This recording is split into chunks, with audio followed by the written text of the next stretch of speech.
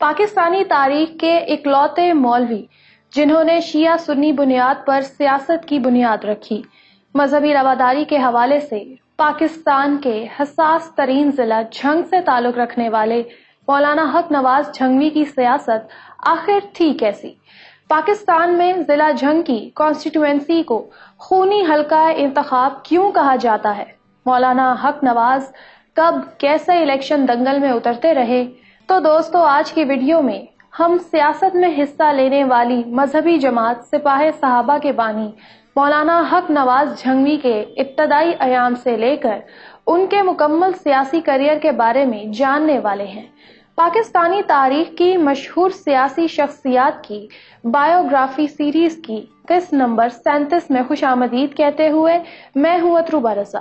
اس سے پہلے کہ ویڈیو سٹارٹ کریں، اگر آپ پہلی بار ہمارے چینل پر آئے ہیں تو اسے سبسکرائب کریں اور بیل آئیکن دباتے ہوئے آل پر کلک کر دیں تاکہ ہماری نئی ویڈیو سب سے پہلے آپ ہی کو مل سکیں۔ اور آپ مجھے انسٹاگرام پر بھی فالو کر سکتے ہیں، جس کا لنک ڈسکرپشن میں دیا گیا ہے۔ آج سے 70 سال پہلے جھنگ شہر سے 20 میل دور چھوٹے سے گاؤں میں ولی محمد نام کے ایک غریب کسان رہا کرتے تھے۔ جٹ برادری سے تعلق رکھنے والے ولی محمد کھیتی باڑی تو کرتے ہی تھے، لیکن وہ اپنے علاقے کے مشہور کھوجی بھی تھے اور چوروں کی سراغ رسانی کے لیے لوگ ان کی خدمات لیا کرتے تھے۔ سال 1952 میں ان کے گھر بیٹا پیدا ہوا جس کا نام حق نواز رکھا گیا۔ حق نواز ابھی کم سن تھے کہ ان کی والدہ چل بسیں۔ اپنے گاؤں سے ابتدائی تعلیم حاصل کرنے کے بعد حق نواز نے حفظ قرآن مکمل کیا اور پھر درس نظامی کے لیے ضلع ملتان کے مدارس میں پڑھتے رہے۔ وہ زمانہ طالب علمی سے پاکستان میں چلنے والی تقریباً ہر مذہبی اور سیاسی تحریک کا حصہ رہے۔ تعلیم سے فراغت پر مولانا حق نواز جھنگ صدر کے ایک محلے کی مسجد میں امامت و خطابت کے فرائض دینے لگے۔ جلد ہی ان کی پہچان ایک شعلہ بیاں مقرر کے طور پر ہونے لگی۔ وہ مختلف شہروں میں جا کر تقریریں کیا کرتے۔ ان کے نام کے ساتھ جھنگوی لکھا جاتا، جو بعد میں مستقل ان کے نام سے جڑ گیا۔ مولانا حق نواز جھنگوی اگرچہ خطیب اور واعظ تھے، لیکن ملک کے سیاسی حالات و واقعات سے ہمیشہ باخبر رہتے تھے۔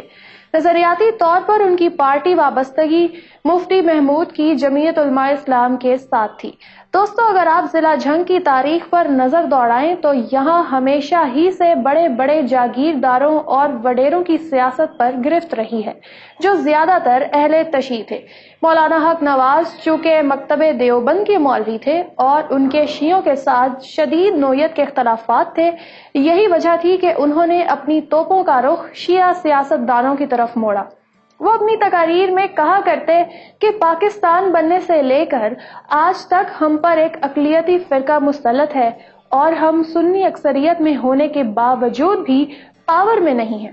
مولانا جھنگوی شاید پاکستان کے اکلوتے مذہبی رہنما تھے کہ جنہوں نے پاکستان میں شیعہ سنی کی بنیاد پر سیاست کا آغاز کیا۔ 80 کی دہائی میں ان کی پورے ملک میں ایک پہچان بن چکی تھی۔ جنرل محمد ضیاء الحق صدر پاکستان تھے اور 1985 کے غیر جماعتی انتخابات کا اعلان ہو چکا تھا۔ اس الیکشن میں مولانا نے بیگم عابدہ حسین کا مقابلہ کرنے کا فیصلہ کیا۔ چونکہ ان کے پاس اس وقت الیکشن لڑنے کے وسائل نہ تھے، یہی وجہ تھی کہ انہوں نے خود الیکشن لڑنے کی بجائے شیعہ امیدوار سیدہ عابدہ حسین کے مقابلے میں سنی امیدوار غلام احمد خان گادی کو سپورٹ کرنے کا فیصلہ کیا۔ مولانا جھنگوی اپنے امیدوار کی الیکشن کیمپین بھرپور انداز میں چلاتے رہے، لیکن پھر بھی انہیں 25-26 ہزار ووٹوں کے فرق سے شکست ہو گئی۔ یاد رہے کہ کئی بار رکن اسمبلی منتخب ہونے والے غلام احمد گادی 2018 کے جنرل الیکشن میں جھنگ کے صوبائی حلقے سے پی ٹی آئی کے امیدوار تھے، جہاں انہیں شکست سے دوچار ہونا پڑا۔ خیر، مولانا حق نواز نے 6 ستمبر 1985 کے روز اپنی مسجد میں بیٹھ کر شیخ حاکم علی اور یوسف مجاہد سمیت چند ساتھیوں پر مشتمل انجمن سپاہ صحابہ نام کی ایک نئی مذہبی جماعت کی بنیاد رکھی۔ یاد رہے کہ سپاہ صحابہ کے نائب صدر شیخ حاکم علی 1993 میں MPA منتخب ہوئے تھے اور انہیں آصف زرداری اور پیپلز پارٹی نے صوبائی وزیر بھی بنایا تھا۔ گزرتے وقت کے ساتھ ساتھ ان کی جماعت مختلف شہروں میں پھیلتی گئی۔ مولانا حق نواز کی تمام تر جدوجہد شیعہ سنی تفریق پر تھی۔ یہی وجہ تھی کہ انہیں پنجاب کے اکثر اضلاع میں پابندیوں کا سامنا کرنا پڑتا۔ قانون نافذ کرنے والے اداروں میں انہیں شرارتی مولوی کے نام سے یاد کیا جاتا اور انہیں نقص امن کا ذمہ دار سمجھتے ہوئے گرفتار بھی کر لیا جاتا۔ 1988 کے جنرل الیکشن میں جمعیت علماء اسلام فے نے مولانا حق نواز جھنگوی کو قومی اسمبلی کا ٹکٹ دیا۔ N68 جنگ میں مولانا صاحب کا آزاد حیثیت سے الیکشن کانٹیسٹ کرنے والی سیدہ عابدہ حسین سے ٹکراؤ تھا۔ اپنی الیکشن کیمپین میں مولانا جھنگوی کہا کرتے تھے، میں شیعوں کو علل اعلان کافر کہتا رہا ہوں۔ میں اب الیکشن دنگل میں اتر چکا ہوں، لیکن میرا اب بھی وہی موقف ہے، لہٰذا میں اعلان کرتا ہوں کہ کوئی شیعہ مجھے ووٹ نہ دے۔ الیکشن کا نتیجہ آیا تو بیگم عابدہ کے 47,374 ووٹوں کے مد مقابل مولانا حق نواز کے بیلٹ باکس میں 38,995 ووٹ پڑے اور یوں وہ تقریباً 8,000 ووٹوں کے مارجن سے شکست کھا گئے۔ اگرچہ مولانا الیکشن میں ناکام ہو گئے تھے، لیکن اس دور کے سیاسی تجزیہ نگار اور آبزرورز اس بات پر حیران و پریشان تھے کہ یہ مولوی آخر اتنے ووٹ لے کیسے گیا۔ واضح رہے کہ 88 میں بیگم عابدہ حسین جھنگ کی 2 کانسٹیٹوئنسی سے کامیاب ہوئی تھی، لیکن انہوں نے مولانا حق نواز جھنگوی والے حلقے کو اپنے پاس رکھا۔ دوستو، آپ کو یاد ہوگا کہ چند مہینے قبل میں نے بیگم سیدہ عابدہ حسین کا انٹرویو کیا تھا۔ جب میں نے ان سے مولانا حق نواز جھنگوی کے بارے میں بات کی تو ان کا کیا کہنا تھا، آئیے آپ کو دکھاتے ہیں۔ 1988 کے انتخابات میں آپ نے 2 حلقوں سے الیکشن کانٹیسٹ کیا، دونوں میں ون کیا اور ممبر نیشنل اسمبلی بنی۔ کس کو شکست دینے میں آپ کو زیادہ مزہ آیا، مولانا رحمت اللہ کو یا مولانا حق نواز جھنگوی کو؟ مولانا رحمت اللہ ایک بے ضرر شخص تھے، جبکہ مولانا حق نواز بڑے خطرناک تھے اور فرقہ وارانہ سیاست کے بانی تھے۔ صاف ظاہر ہے کہ مولانا حق نواز کو ہرانا جو تھا وہ میرے لیے زیادہ مقصود تھا۔ الیکشن ہار جانے کے باوجود بھی مولانا حق نواز کا پورے حلقے، خاص طور پر شہری علاقوں میں اثر و رسوخ تھا۔ معمولی جسامت، دبلے پتلے اور چھوٹے قد کے مولانا حق نواز جھنگوی الیکشن ہارنے کے بعد اپنی سرگرمیوں کو کئی گنا تیز کر چکے تھے۔ ان پر پورے ملک میں بالعموم اور صوبہ پنجاب میں بالخصوص کئی مقدمات بنائے گئے۔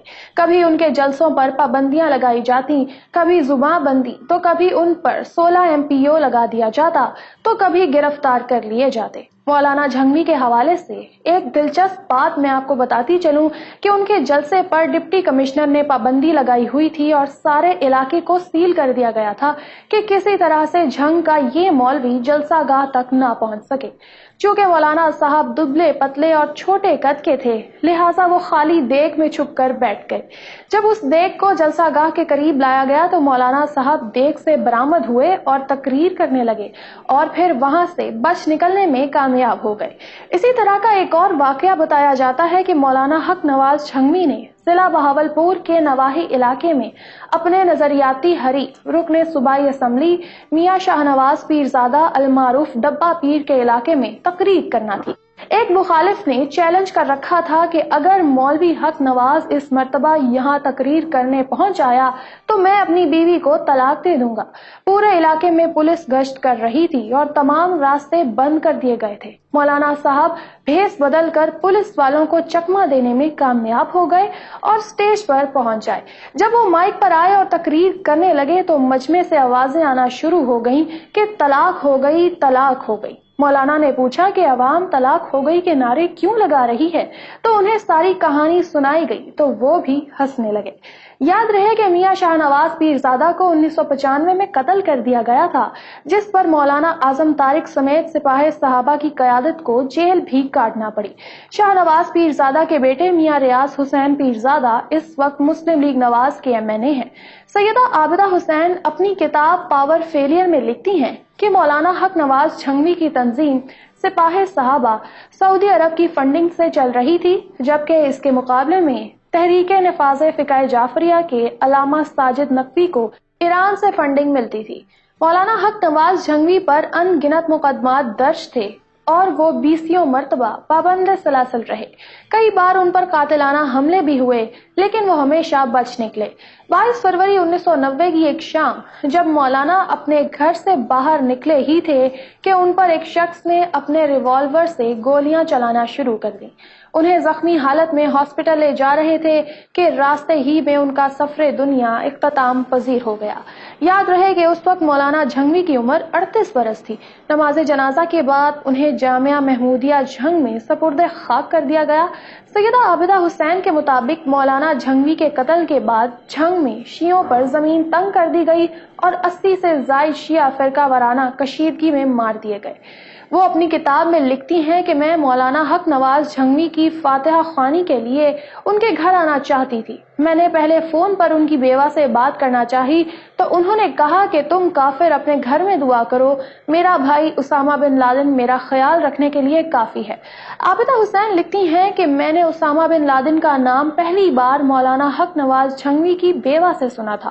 مولانا جھنگوی کے بعد ان کے نائب مولانا اسار القاسمی 1990 کے جنرل الیکشن میں MNA بنے. مولانا قاسمی کے بعد سپاہ صحابہ کے مولانا اعظم طارق 3 مرتبہ MNA منتخب ہوتے رہے. یہاں میں آپ کو بتاتی چلوں کہ 2016 کے ضمنی الیکشن میں مولانا حق نواز کے صاحبزادے مولانا مسرور نواز جھنگوی نون لیگ، پیپلز پارٹی اور تحریک انصاف کے امیدواروں کے مجموعی ووٹوں سے بھی زیادہ ووٹ لے کر MPA الیکٹ ہوئے. اس وقت بھی جھنگ میں مذہبی جماعت سپاہ صحابہ ہی کا MPA ہے. میں امید کرتی ہوں کہ آج کی ویڈیو آپ کو پسند آئی ہوگی. اگر آپ بیگم عابدہ حسین کا انٹرویو دیکھنا چاہتے ہیں تو یہاں اوپر کلک کریں. مولانا اسار القاسمی کی بایوگرافی کے لیے یہاں نیچے اور غلام حیدر وائیں کو جاننے کے لیے ادھر کلک کریں. ویڈیو کو لائک اور شیئر کریں. الیکشن واکس لازمی سبسکرائب کر لیں اور ہماری ویڈیوز دیکھتے رہیں. اللہ حافظ و ناصر.